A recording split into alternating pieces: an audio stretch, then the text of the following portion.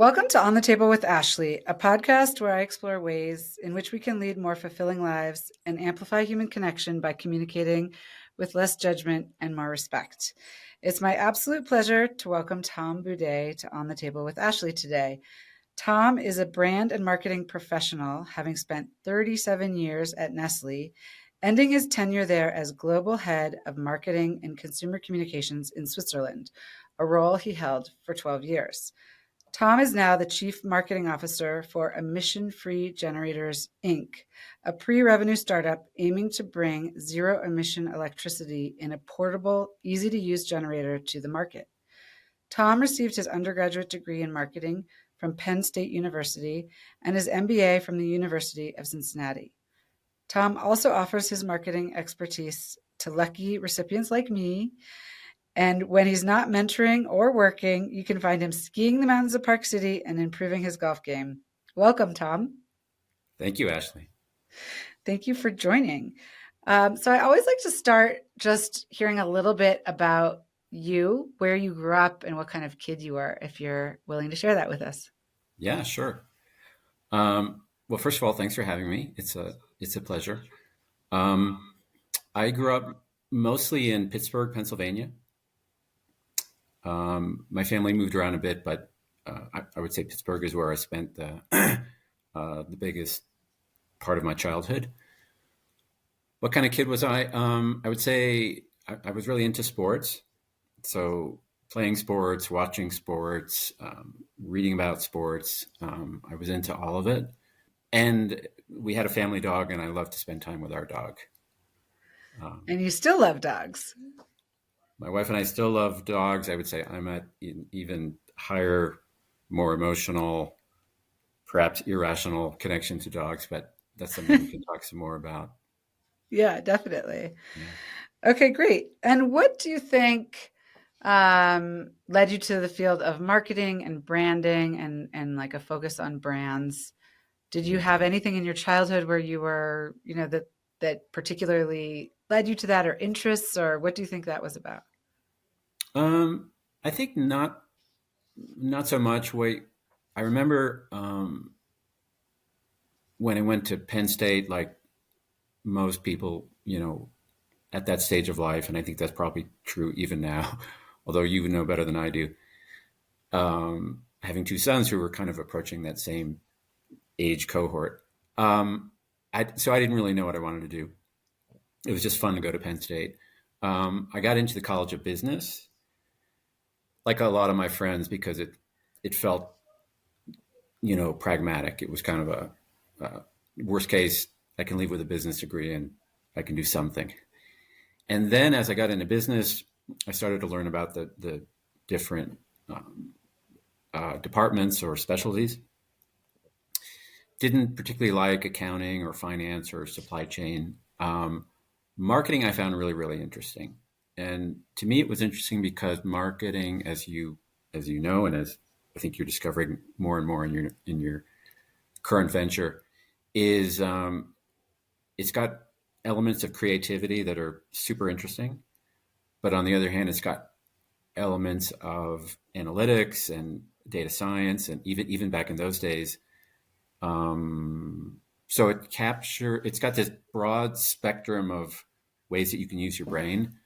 And for me, that was super interesting. And you found that at Penn State? Yeah, one of the first undergraduate courses I took was a consumer research course from a professor who I remember very well. His name was Arno Rethens, and he came more from the marketing science world, and I loved that. And I spent actually the first 7 years of my career working in consumer research. Okay. So being the person that marketing people, the brand team, came to answer questions about the consumer, about a new proposition, about a new piece of ad creative or whatever. I did that for Procter & Gamble for 2 years, and then Carnation Company. And then a year after I joined Carnation, the company got acquired by Nestle, but I continued in consumer research for 7 years. Okay. Amazing. And we'll talk some about your amazing career at Nestle as well. Okay. So you've been spending a lot of your time in recent years focused on purpose-driven brands or Mhm. purposeful business. Yeah. And I want to spend time really digging into that and what it means and why it matters. Okay. When we first started talking about recording this podcast, I initially thought I wanted to start with sort of a discussion of what marketing means. But after our discussion, it seems to me marketing and purpose driven brands really go hand in hand. So I think actually let's start with a discussion of purpose driven brands, and later we can get into sort of like the bad name marketing can get and how purpose driven brands solves that problem.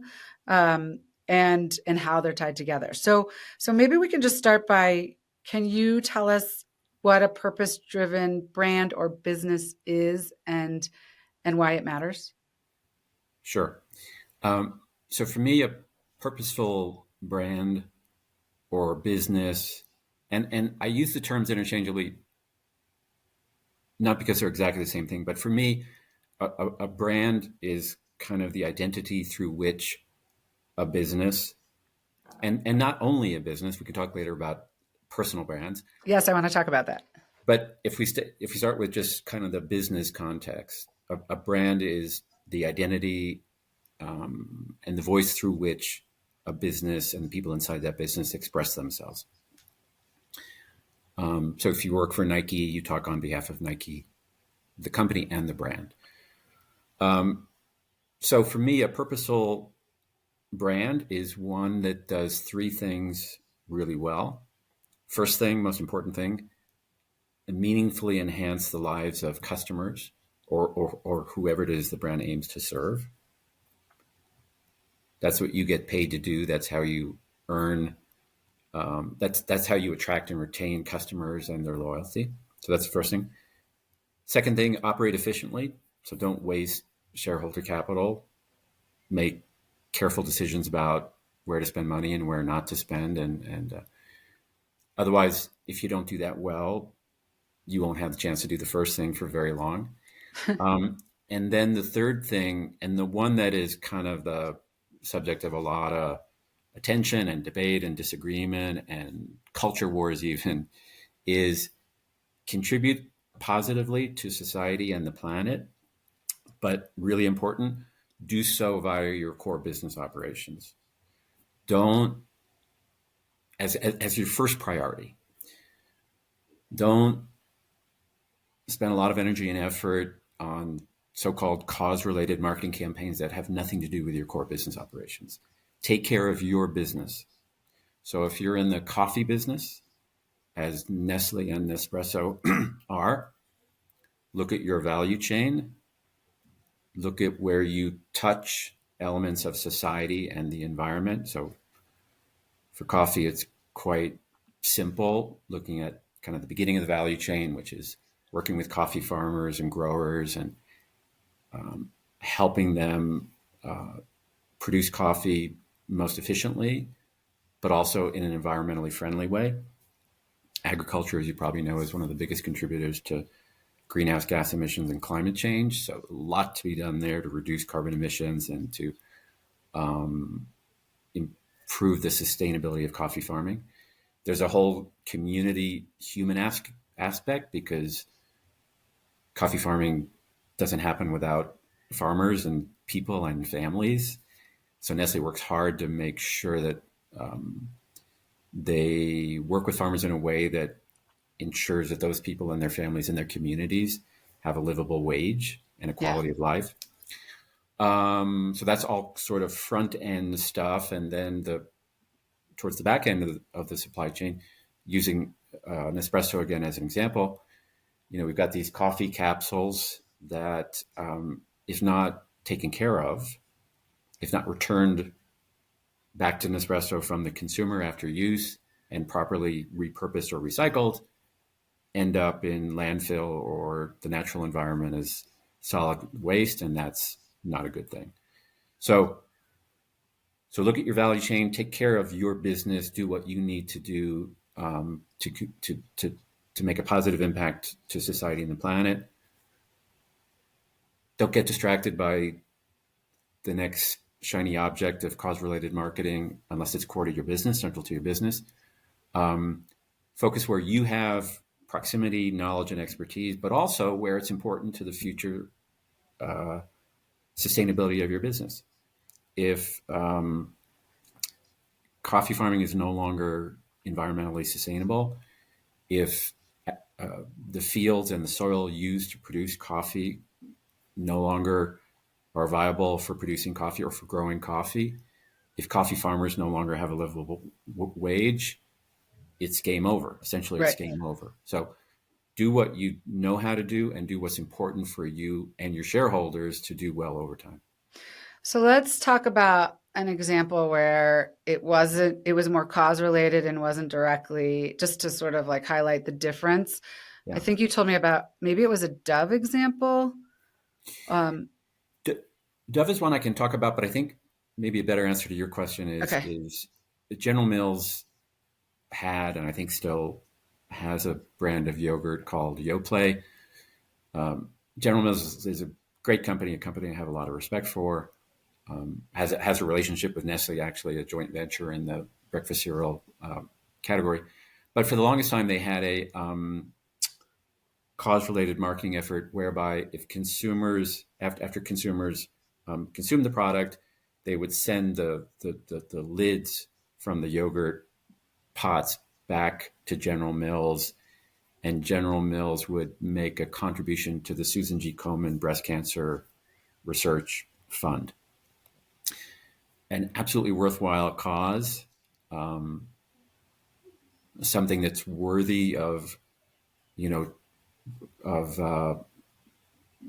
people donating, but it has nothing to do with General Mills' core business. They had and have no, particular expertise or know-how when it comes to that cause. The future of their business doesn't depend on that cause sustaining.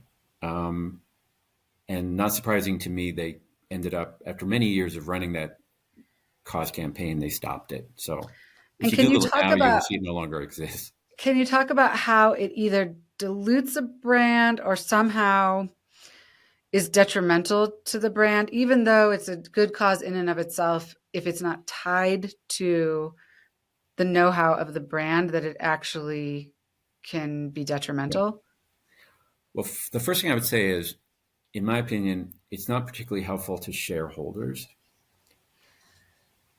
people who invest their capital in General Mills, because if you think about it from the perspective of an investor, a shareholder in General Mills, a shareholder who's passionate about that cause can make a donation themselves to the Susan G. Komen Foundation. They don't particularly need General Mills in between them and Susan G. Komen. General Mills, in my opinion, is adding no value other than aggregating donations as such from a lot of people, or making a donation on behalf of a whole bunch of consumers. They're not really adding any value to the relationship. So, whereas coming back to the Nespresso example, which is more purposeful, it's absolutely in the shareholders' interest that Nestle preserves the viability and the sustainability of coffee farming. Okay, without it, you can forget about your dividends and seeing the share price go up. So there's a shareholder detriment, in my opinion, to not engaging in truly purposeful societal or environmental activities. In terms of the brand itself, I don't know that it's particularly harmful. Although I would say today, in a world of more skeptical consumers and more skeptical media and social media, followers, fans, whatever, people wanting to jump on brands or companies for being inauthentic, Yeah. to me, it risks being seen as inauthentic. Could be true that the CEO of General Mills personally felt that was a really important cause for him or her at the time. I don't know. But to me, if it's not linked to the core business operations, I think you're subject to being accused of greenwashing or Right. inauthentic activity. Yeah. Well, okay, so I know that you are engaged with your undergraduate institution, Penn State University, to bring more purpose-driven business curricula to students there. Yeah, And if you don't mind talking about that, I think it would be helpful. And sure. I think maybe my more fundamental question is this whole focus on purpose driven brands and business a culmination of your years of expertise and what you think is important moving forward for brands to contribute to society and be successful? Or like, can you just talk about how you kind of came to this area of focus and your energy into ensuring that students, future brand professionals, learn it and take it into their professional lives with them? Yeah. Well, way back, I would say in the mid 1990s, Nestle had a CEO at the time who preached this notion, this way of doing business that he called. He didn't coin the phrase, but he sort of made it more mainstream, called creating shared value, and it's the same concept. Okay, it's a bit more clunky in my opinion, but that was the term he used, and for him, his name is Peter Brabeck. Creating shared value meant you create value as a business. You create value for shareholders. That's your fundamental reason for existence. But you simultaneously create value for society. So that's that whole core business operations thing. And I remember thinking, I was a young marketing guy at the time. I remember thinking that just makes a lot of sense to me. And over time, Nestle demonstrated to me and my colleagues, me and my colleagues were all sort of passionately engaged in trying to do this, live this thing. I think I explained to you that I spent 25 of the 37 years working in the pet care category, what's called Yes. Nestle Purina. Purina's brand purpose is one of the most inspiring for me and personally meaningful because I relate to it as a pet owner and pet lover. But their purpose is to create richer lives for pets and the people who love them, based on a belief that when pets and people bond, life becomes richer.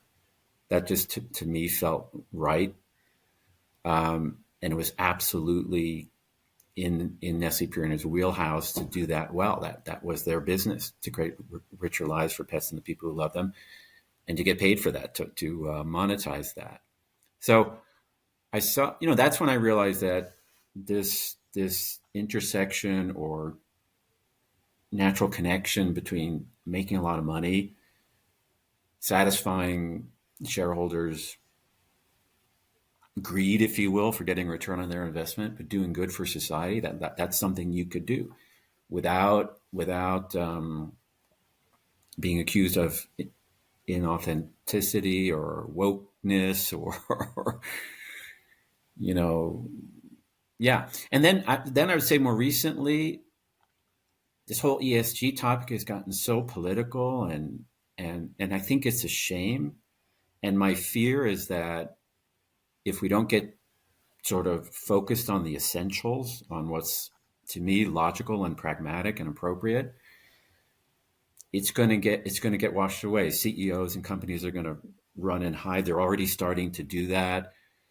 Unilever is getting accused of letting sustainability get out of control, and activist shareholders are pressuring the CEO to change the way they operate.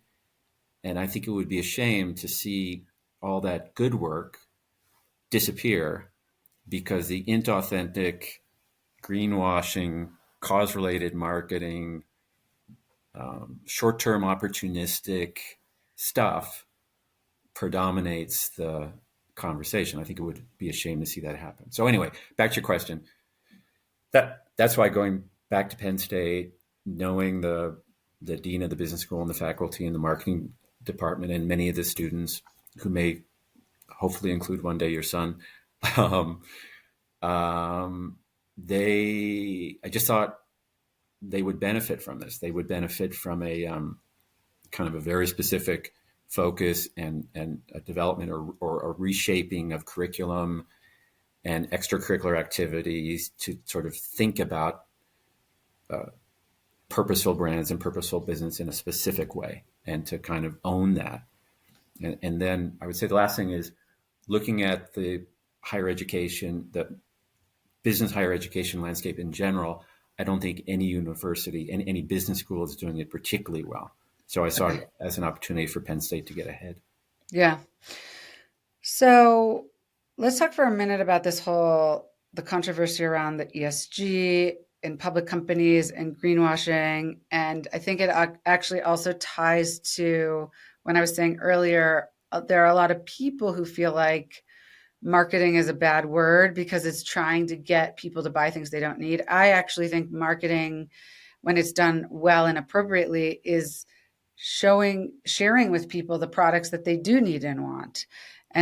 But there can be this like massive level of mistrust. And on my last episode, I was interviewing Dana Grinnell, who's the founder and CEO of Free Living Co., which is based in Park City. And she offers totally clean products for your home and body, and was talking about how even going into natural food stores, you can see products that look by their appearance and even have words claiming to be natural, but they have toxins in them. They're not clean products. And she talked about one specific product that was laundry detergent in a like an eco-friendly packaging that said natural and had a picture of a tree.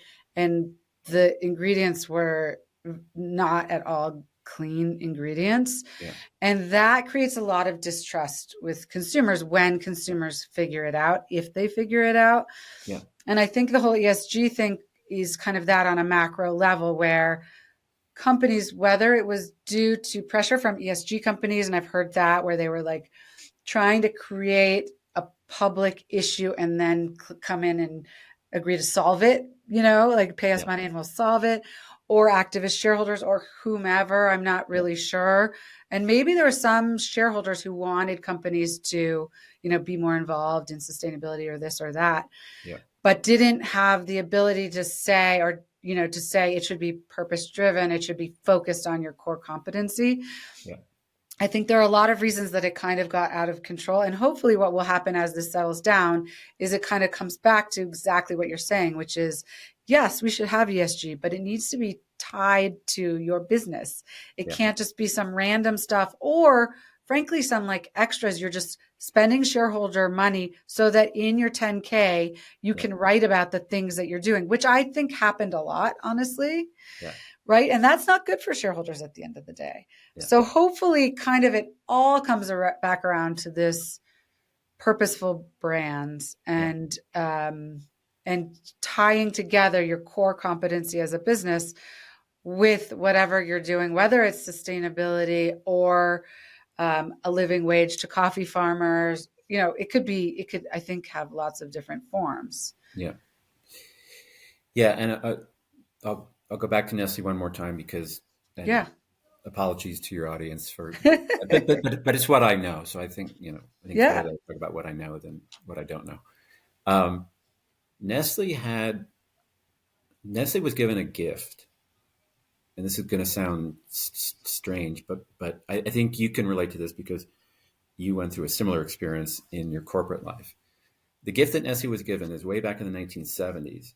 Nestle and the entire infant formula industry, but particularly Nestle because we were the biggest, were absolutely crucified by the media, by the general public, by NGOs, by the World Health Organization because of irresponsible marketing practices of infant formula in emerging markets, developing markets, mostly Africa, but also India. And essentially, in a nutshell, what Nestle and companies were doing is promoting the use of infant formula to mothers who could not read labels and therefore didn't understand how to use products safely, didn't always have access to clean water or to sterilization.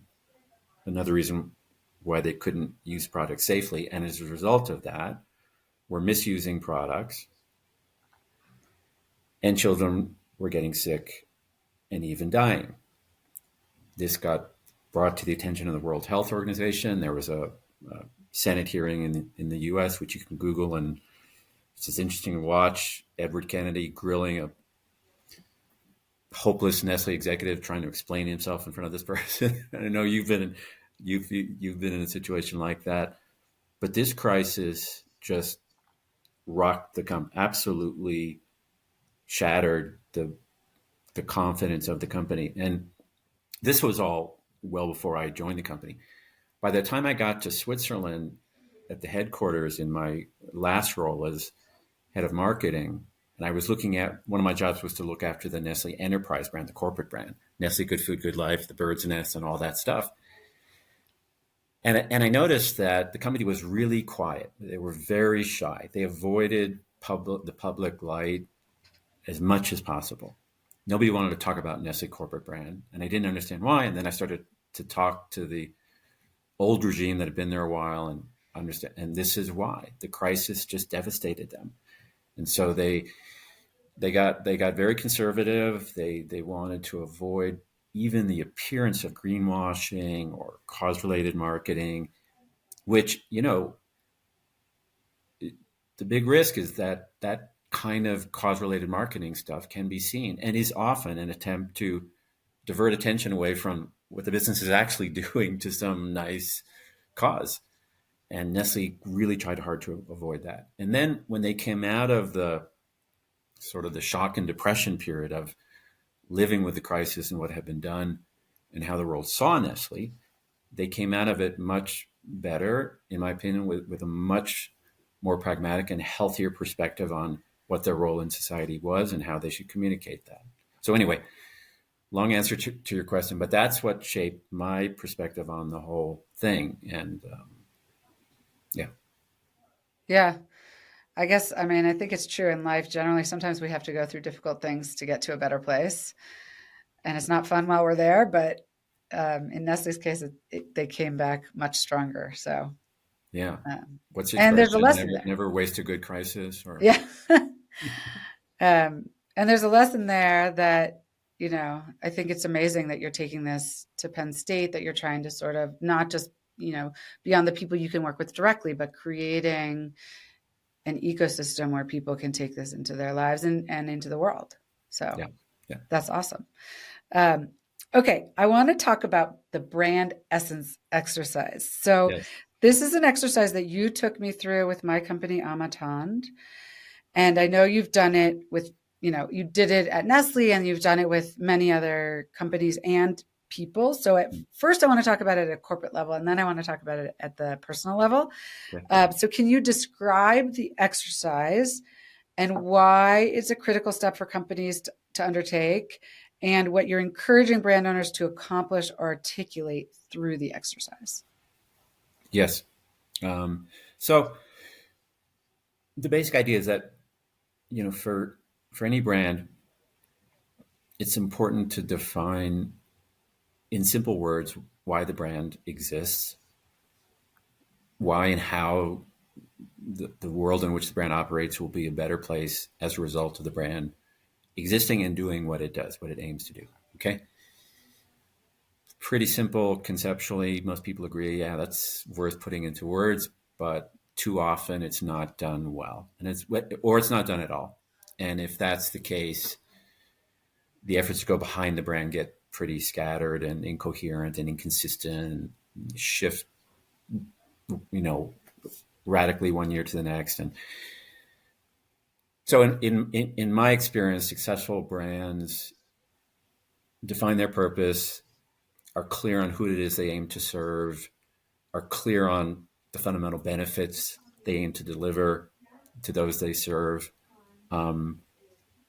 understand their personality as a brand. The best brands in the world, especially consumer-facing brands, as opposed to B2B, have a personality. You can think of them as a person. And then overarching all that is a statement of purpose. What is the brand's intended positive impact on the world in which it operates? And then brand belief. Why does the brand or the people behind the brand, so in your case, you at this point and your small but growing team, I suspect, Why do you care so much about this? Why are you convinced this is a worthwhile thing to do? Now, having said all that, of course, if we're talking about a for-profit brand or business, we know it's about making money and increasing shareholder value. Of course, it goes without saying. But brand purpose and brand essence is the answer to the question of, okay, you aim to make a lot of money, but you don't separate people from their money by doing nothing. What are you going to do? What positive impact to their life are you going to bring? So in your case, or in the case of Âme Atendre, helping people connect to all that matters is a wonderful brand purpose, in my opinion. Your brand belief that when people connect to all that matters, including different perspectives, life is fulfilled. Wow, that's really exciting. With that, I think you're going to attract a lot of customers, but not only that, you're going to attract future employees, colleagues, people who want to work on behalf of the brand. Yeah. Well, it was not so hard, but it definitely took energy and like focus to do it. And I could see how people either don't take the time or they don't know what to do. Um, so, um, how often do you suggest companies reevaluate their brand essence? So what we used to say in Nestle is do it do it right, make it timeless as possible. Yeah. Refer back to it all the time. Make sure people who are joining the company or the brand for the first time, make sure they read it and understand it. But it should not be changing very often. If you're changing it very often, it means that you haven't really thought about the fundamental essence or DNA of the brand, and you haven't given enough emphasis to kind of the long-term perspective where it's going. So, if we look at the quadrants, target customers, I tell people all the time, think about your target customers attitudinally, not just demographically. Demographics change. If your target consumer is defined as Gen Z, that's going to be relevant for a period of time, and then it's not going to be relevant anymore. Then it's going to be Gen Alpha or whatever the next thing is. So Yeah. don't think in a more timeless perspective about who your target customers are. You did that when you decided it's going to be people seeking connectedness, including to different perspectives who also appreciate high quality. There's a lot of people who have that attitude today, and odds are there will be a lot of people who have that attitude 30, 50 years from now. So it's that kind of approach to thinking longer term. And if you do that well, and if you're succeeding, but by the way, a brand essence, besides being a sort of a strategic, clarifying, and hopefully inspiring exercise, it's also a financial exercise. You're placing bets on what benefits people value, what purpose people want to be a part of. And if you've made the wrong economic bet, if you thought that people are going to be really inspired to get behind this, but in fact they want something different, then you might have to change it. But Yeah. if all's done well and you have a long-term orientation, it should not change very often. Okay.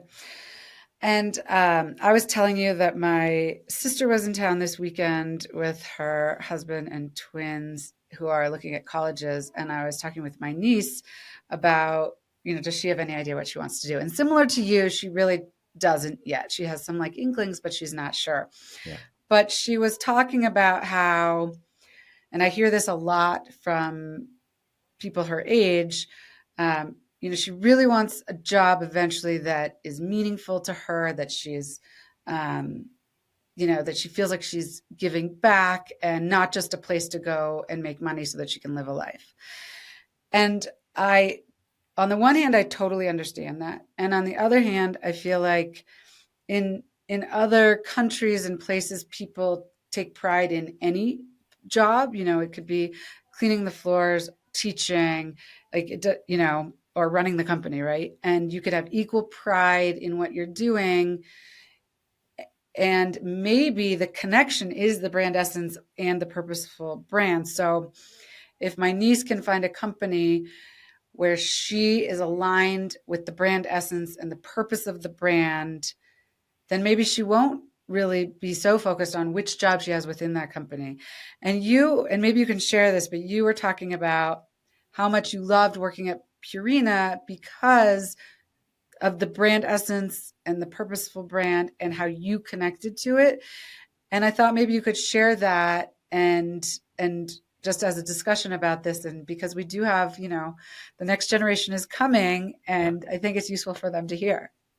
So when I worked for Purina Europe, which was managed out of the UK at the time, my wife and I were living in London, and I remember there was a young marketing person who worked on Nescafe, which is a Nestle coffee brand. So she was on another floor in the same headquarter building, and she made an appointment with me. And she came down. And she said she was a junior brand manager, and she said to me, "Tom, I'm thinking about as my next career move in Nestle, moving into the pet care category, because I'd like to get some experience in a different category, and then maybe after that, I'd like to move into infant formula and just to get kind of a diverse set of experiences." And then I asked her about her affinity for pets. Like, do you have a pet? Have you had a pet? Do you care for pets? What's your feeling about dogs and cats? And the whole notion of pet ownership. And she's like, yeah, it's fine. It's not something I think about a lot. And I said to her, with all due respect, you may be a wonderful marketing person, but in pet care, we want people who believe that when pets and people bond, life becomes richer and are passionately committed to creating richer lives for pets and the people who love them. Luckily for us in Purina, there's a lot of those people out there. Yeah. It's not a pet. Love for pets is not a niche thing. It's a sort of widely held sentiment.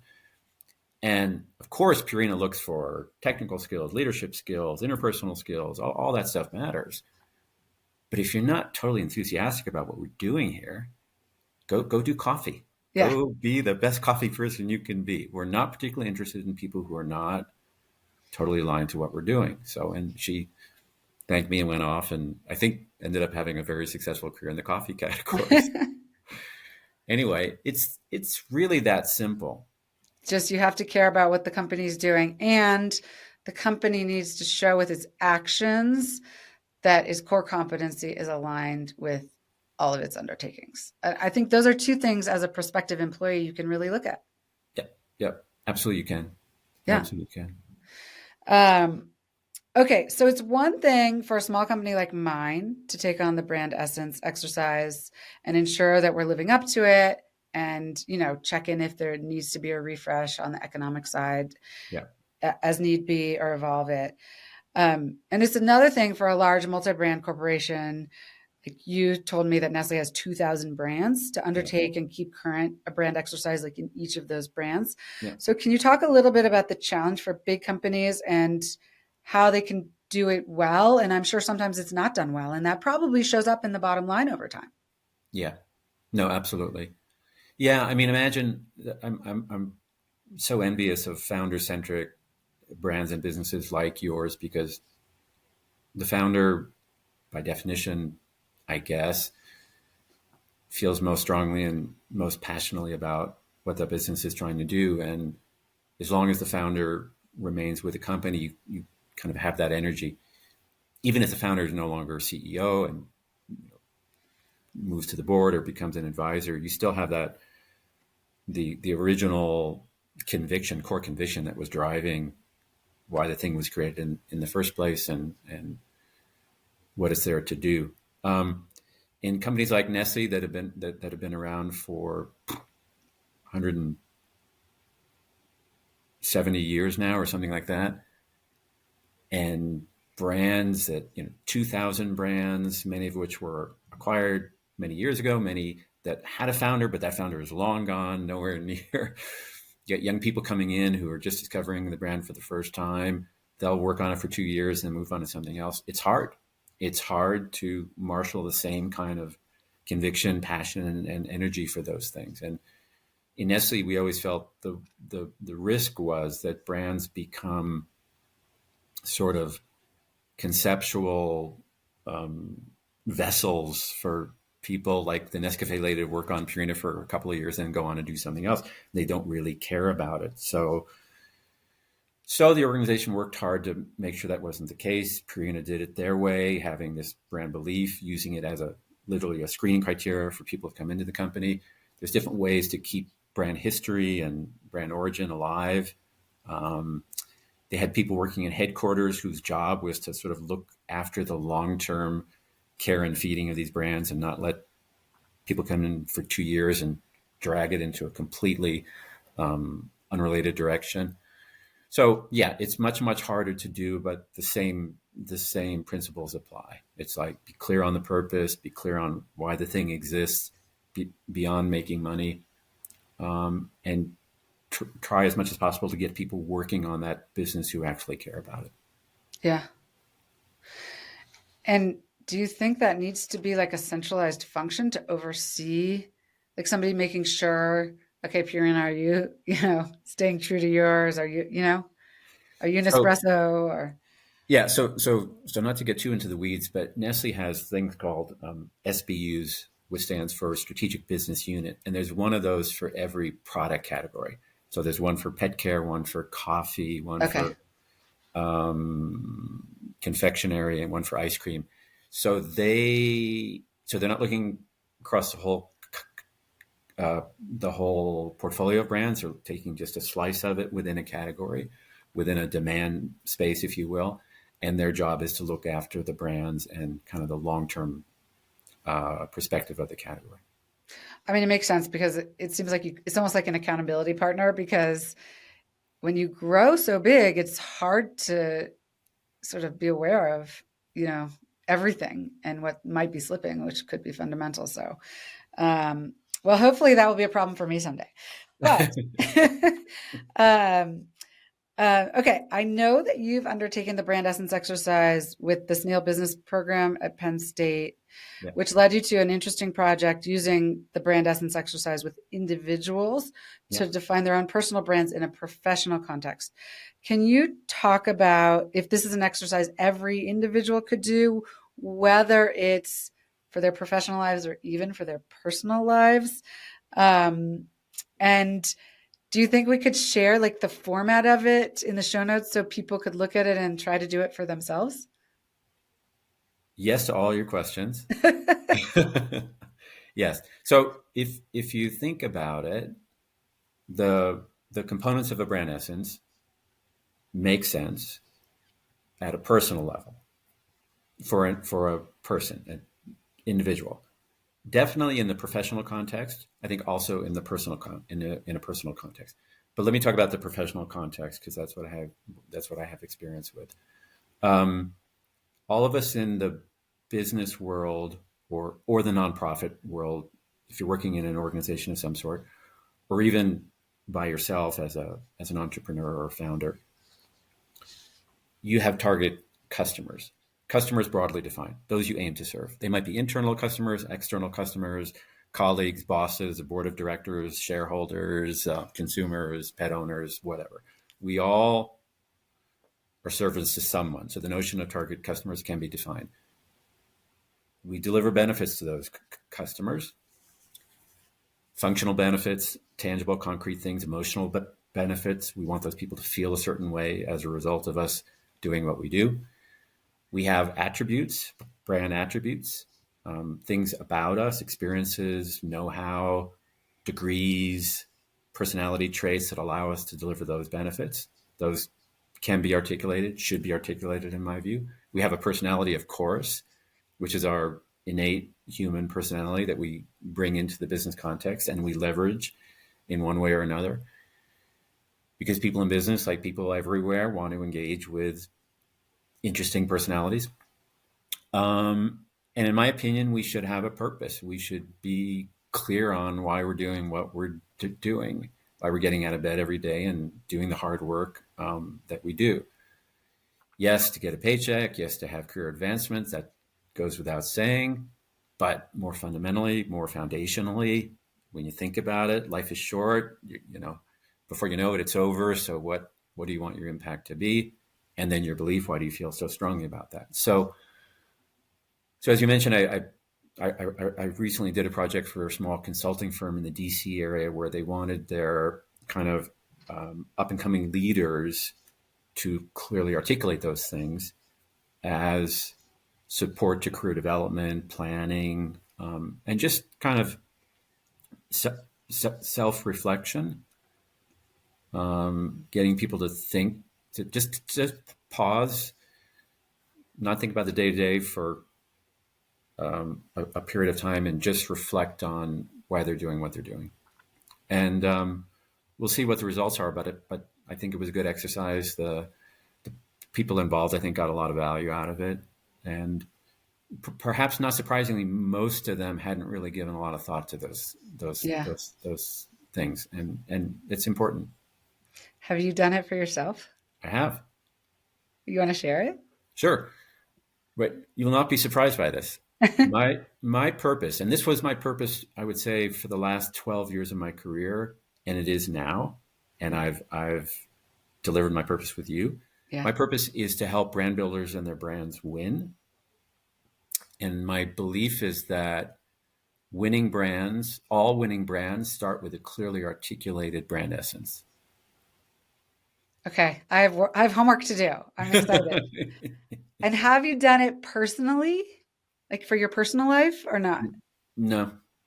And you don't feel like that's necessary? I don't think it's necessary. I think it would be super helpful. Let's both do it, and then we'll share. Okay. I think my wife Linda would benefit from me doing that. And then she could hold me accountable for living up to it. I love it.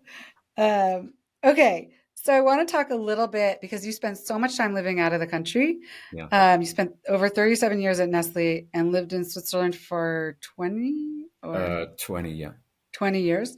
Yeah. So can you share a favorite story from your time there, either about a problem you helped solve or a direction you took that you were proud of at work? So you're working with culturally like different people from different places. You're American. Yeah. Can you think of something? Yeah. So I remember the first year after I got there, it was 1999. I found myself in a meeting.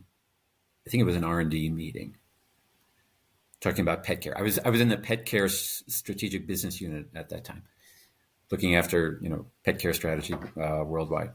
And I was the only American in the meeting. I think there were 5 or 6 of us, and my colleagues were all European. So there was a German lady, a French person, I think an Italian, etc. And because I was new to that role, I was staying pretty quiet.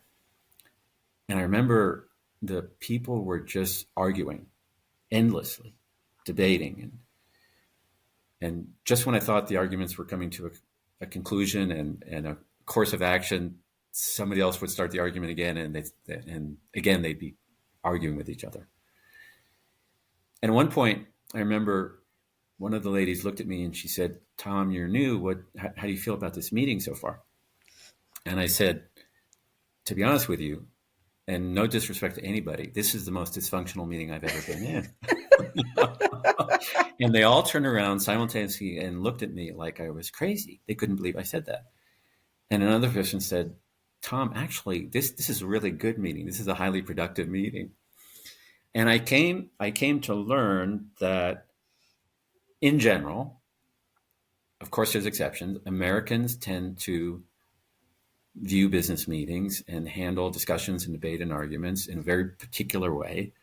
It's quick, it's to the point, it's tends to be efficient.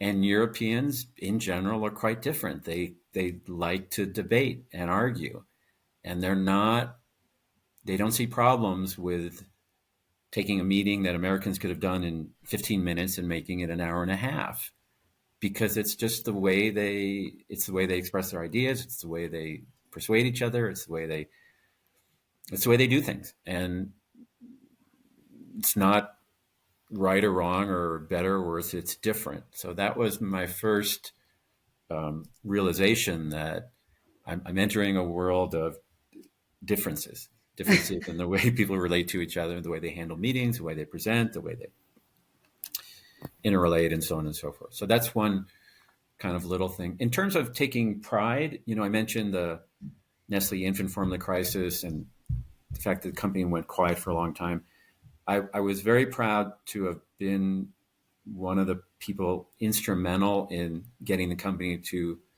rearticulate its company purpose, which is to unlock the power of food to enhance life for everyone today and for generations to come. That works in the sustainability notion, the societal commitment notion, the purposefulness notion.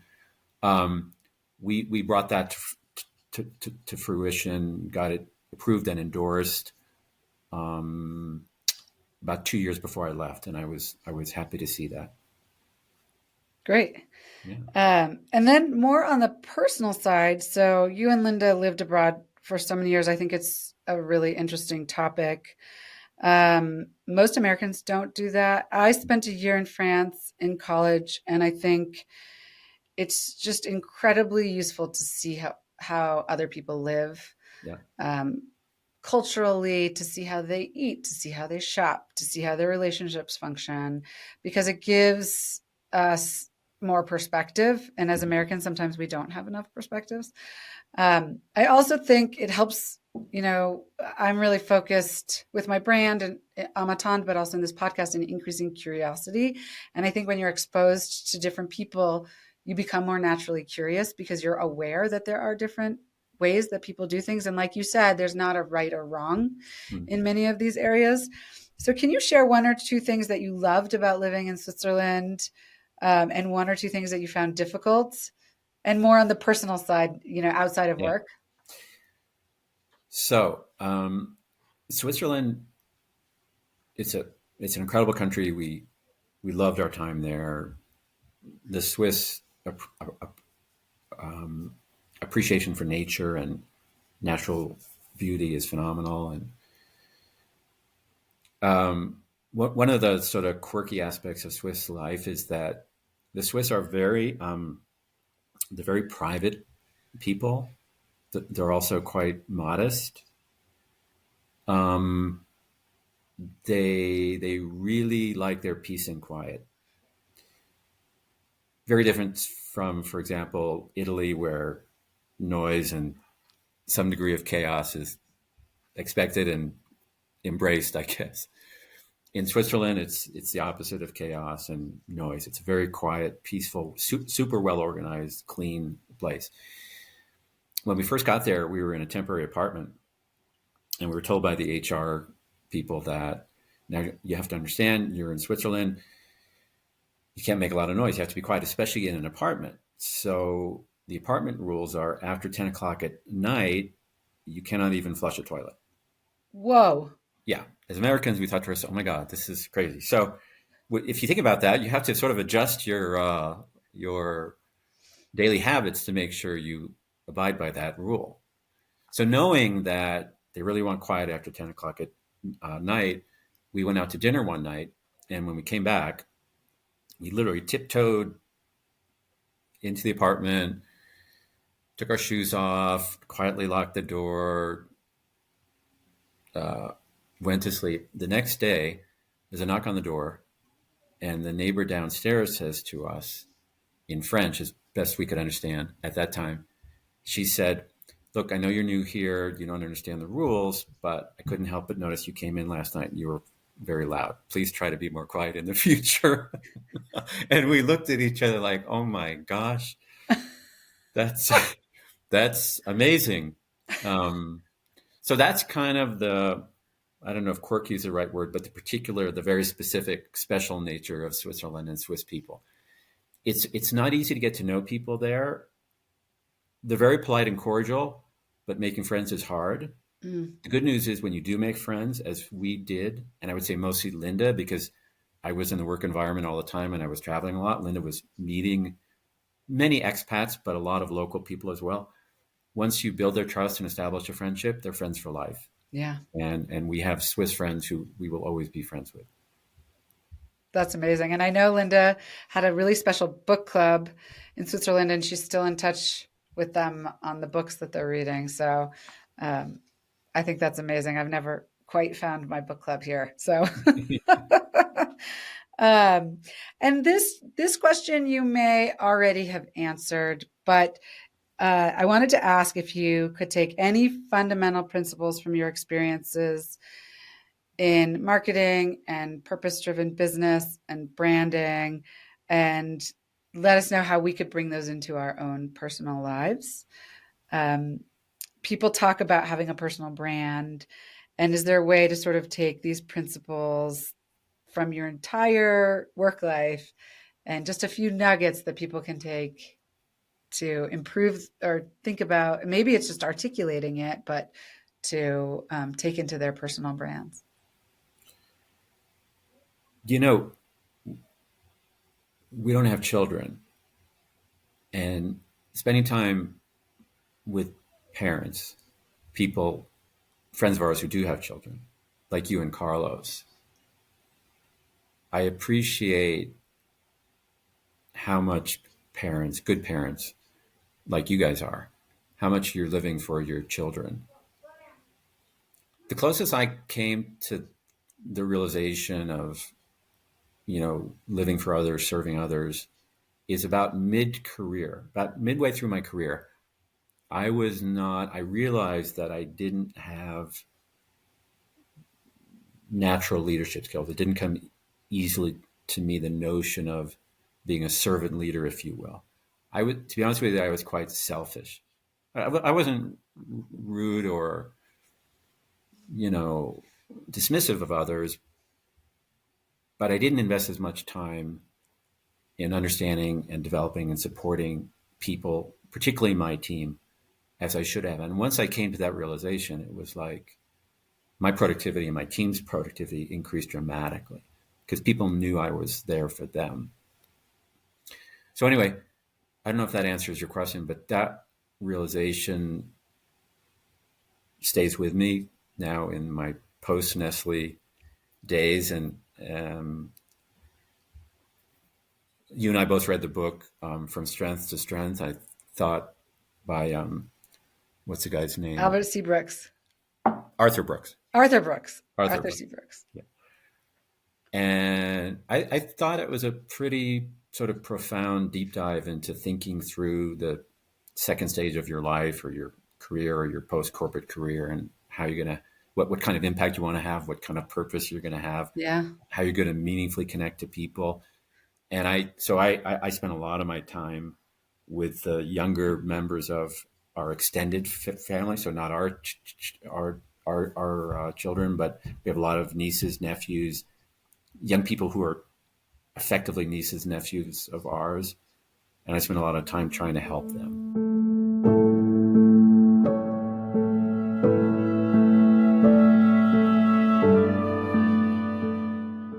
I started the On the Table podcast to coincide with and amplify the mission of my brand, Âme Atendre, an elevated everyday tabletop brand with the goal of increasing connectedness among people. Each week we send our guests a product from our current collection, and Tom, you received our clear cocktail glasses that are hand blown in the Czech Republic in collaboration with a small company there called Klimchi. And we went through multiple iterations of the glass, from the size of the glass, how much liquid it would hold, the amount of what they call ice on the bottom of the glass, giving it its sort of gravitas.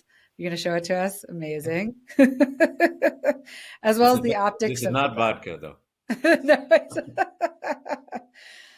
so glass doesn't always obey the design objectives, and we kept working on the design, especially because it's done by hand, until we had a feel, size, and look we were happy with. The crystal is dishwasher safe, and I put mine in the dishwasher all the time. My husband, Carlos, and I, Carlos, obviously, you guys are big golf buddies. We were gifted beautiful, stunning cocktail glasses when we got married, but they can't go in the dishwasher, and I use them infrequently as a result of that. So we think that our collaboration with Klimchi has resulted in beautiful glasses that we were able to create in really unique colors that we think everyone should have in their home. And you're using it now, and Linda had sent a picture of a cocktail. So any feedback you have on the glasses now, would love to take. And because we are doing our own design and we can iterate on it, any, future comments you have as well, I would love to have. Okay. So I love this glass. And I'm not just saying that because I'm on your podcast. I truly love this glass. But I love it for reasons that might surprise you, and maybe you're not so aligned with your brand purpose. Okay. I love this glass because it makes for a wonderful multi-sensory experience. One of the things I know very well from the food and beverage industry is that food and beverage consumption is a multi-sensory thing. The people in the Nestle world spend a lot of time looking at not just the taste of a Kit Kat, a four-finger Kit Kat that you snap off and break, but the sound when it breaks, and the texture and the smell, and the way you open it up in the packaging and all that stuff. So I'm very tuned into the multi-sensory. As a drinker of cocktails or beverages in general, I never really paid much attention to the glass. And before I had this glass, anytime my wife and I wanted a cocktail, I would just reach into the cabinet to pull out a generic glass. And Linda would say to me, Tom, don't do that. You have to get a special cocktail glass. And I never really understood that until I experienced this glass. This glass, I love the texture of it. Not just the side texture, these ridges or whatever you call them, but what's this called? Like the sipping rim of the The glass? rim, yeah. Yeah. That's got a texture to it. I love the sound that the ice cubes make when they hit the sides of the glass and the bottom of the glass. I love the weight of it. It's perfect weight. I like the dimensions. It's the perfect size for my hand. So, but the reason I say that might not be the answer you wanted, because it doesn't, well, it depends on how you define connecting to all that matters. What it did is it connected me more deeply to my old fashioned or margarita or whatever I was drinking in the glass, and the enjoyment of that consumption experience. Well, I think it actually perfectly aligns. So, connection to all that matters includes connecting to other people and also to yourself. Okay. And also to objects. So, I really, and this is, a question coming up, but I really believe that objects, one, can hold meaning for us, but two, can affect how we interact with the world and each other. And I think Dylan in particular is going to love hearing this, because Dylan is an expert in design, and you've met Dylan, and they have worked with me to create all of these products, and the sensory elements are incredibly important, and I think something Dylan particularly appreciates. And interestingly, a future podcast guest is a blind entrepreneur who does wine tastings in the dark and actually works with a lot of brands, food brands, and not just food, talks about the sound a car door makes when it closes, or, these things that many sighted people take for granted or don't think about, but do serve as part of our experience, whether we're conscious of it or not. Totally. So I love that. Thank you. And I love that you're loving the glass. Bravo to you guys. Well done. Okay. Well, every episode I ask the same 5 questions of my guests. Yes. And let's just dive in. So the first question is, as we explore in my brand Âme Atendre, objects can hold a lot of meaning for us. They can tie us to the past. They can enable us to enjoy the present moment more, or even take us into the future. Can you share an object from your life, whether it's one that you still have or not, that holds a lot of meaning for you, and tell us why? So I told you I grew up in Pittsburgh, and I was a sports fan. So my baseball team was the Pittsburgh Pirates, and the Pittsburgh Pirates had a player at the time who I'm sure Carlos remembers, or maybe he doesn't. It might be too young, but he will. He'll know. He knows every sports statistic and trivia. There's a player named Roberto Clemente, and Clemente is an incredible player. He's in the Hall of Fame. He died tragically in 1972. He was on a human relief mission to Nicaragua where they had a hurricane. So he was very giving, socially conscious, purposeful human being. Anyway, he was my hero. And when I was about 10 years old, my father, knowing how much I loved the Pirates and Clemente and other players on the team, he somehow, I still don't know how he did it, he got me a baseball with the signatures of like 20 of the Pittsburgh Pirates, including Clemente. And he put it in a plastic case to preserve the signatures or the autographs. And I still have that baseball. It's at my mom's house in Dana Point, California, sitting on a shelf, but it'll be there forever. It'll be with me forever. That's amazing. Yeah, it was just, I mean, you talk about connectedness. That object connects me to my father, who passed away about 7 years ago, and to my favorite team and players at the time. And your childhood. And my childhood. It's pretty good for one object. Yeah. Can you also share a favorite tradition? It could be from when you were a child or something that you do with Linda today. Could be around a recipe or a place you go. Okay, this one is harder for me. You gave me the questions in advance to think about. This one I kind of struggled with. All right, so I'm going to answer it. You may or may not like the answer, but it comes back to dogs and our love for dogs and the whole dog experience. So we take our walks around here in Park City. In fact, Linda just got back with Lola, our dog.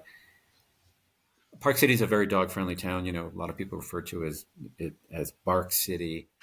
And dog owners in Park City are very responsible dog owners. They're loving and responsible dog owners.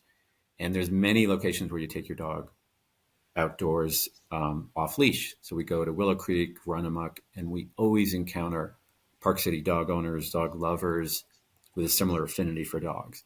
And there's an immediate connection to these people. Many of them, we don't even know their names. We know their dog's name and they know our dog's name. But having this shared connectedness to dogs and to the beauty of Park City is kind of, I don't know, it's almost a spiritual thing for us. So that's great. That's our ritual. I confess to not being a dog person. I'm one of the few in Park City who's not a dog person, but I love and appreciate the affinity that many people have for their dogs. So I think it's a wonderful tradition. I think I know the answer to this, but are you in a phase in your life where you enjoy entertaining in your home? Why or why not? Yes. But the entertainment we really like is, okay, we like having people over for dinner and they come for 2-3 hours and then they leave, but we really like having people stay with us. We have two homes, as you know, one here in beautiful Park City, one in Laguna Beach, which is equally beautiful in a very different way. So we love, we love having people come and stay with us. So we love that too. Can you just tell me a little bit about, is it having more time, being able to connect more deeply? Like, what is it about having people stay with you that you love more?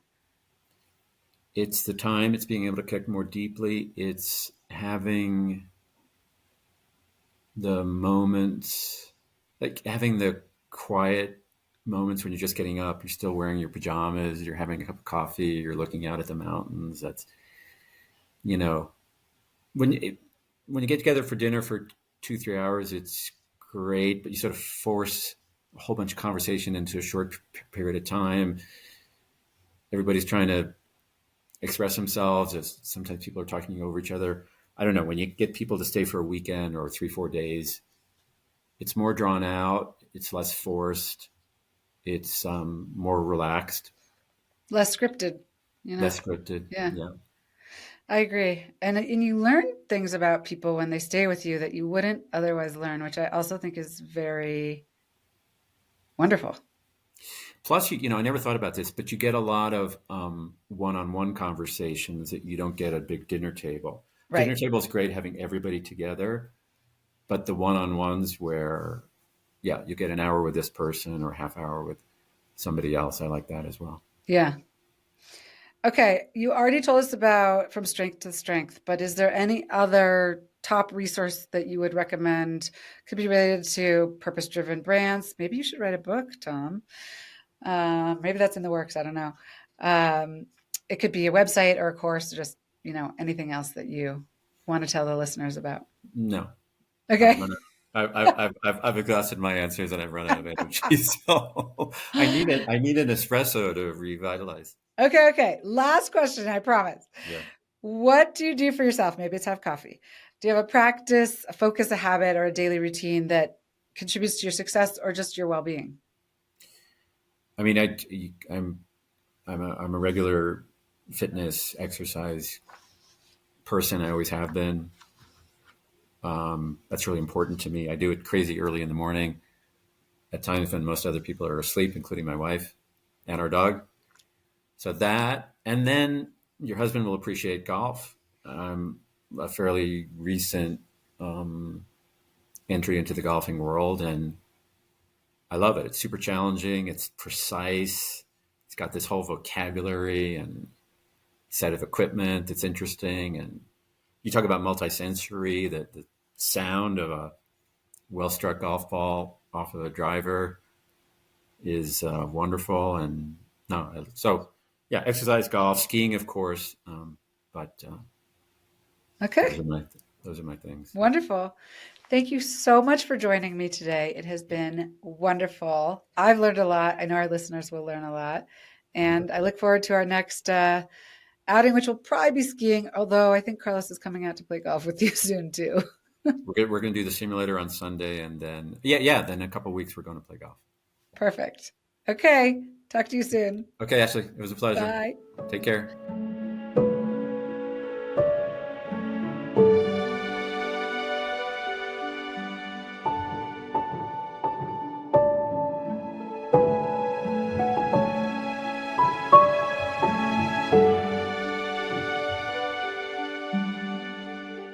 Thanks for joining On the Table with Ashley, where we'll meet individuals with thought-provoking perspectives from their varied life experiences and professions.